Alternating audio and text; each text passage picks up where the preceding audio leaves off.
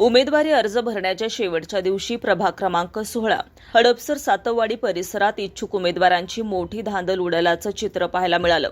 अखेरच्या क्षणी AB form मिळाल्यानं अनेक दिग्गज उमेदवारांची उमेदवारी कापण्यात आली, तर काही इच्छुकांनी कोणत्याही परिस्थितीत निवडणूक लढवायचीच असा निर्धार करीत ऐनवेळी पक्ष बदलून दुसऱ्या पक्षातून एबी फॉर्म मिळवला। भाजपकडून अनागरिकांचा मागासवर्ग महिला गटातून शिल्पा होले, सर्वसाधारण महिला गटातून उज्ज्वला जंगले, तर सर्वसाधारण गटातून संदीप दळवी आणि मारुती तुपे यांना अधिकृत उमेदवारी देण्यात आली आहे। राष्ट्रवादी काँग्रेस अजित पवारांच्या पक्षाकडून वैशाली बनकर, वर्षा प्रशांत पवार, कमलेश कापरे आणि योगेश ससाने यांना उमेदवारी जाहीर करण्यात आली।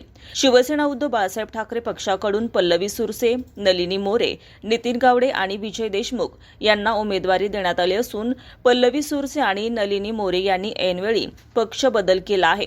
एकनाथ शिंदे यांच्या शिवसेनेतून अयोध्या आंधळे, शैलजा भानगिरे, सागरराजे भोसले आणि उल्हास तुपे यांना अधिकृत उमेदवारी देण्यात आली आहे। काँग्रेसकडून गणेश फुलारे आणि अनुष्का हिंगणे, तर राष्ट्रवादी काँग्रेस शरदचंद्र पवार पक्षाकडून भाग्यश्री विक्रम जाधव आणि अविनाश काळे यांना उमेदवारी जाहीर करण्यात आली।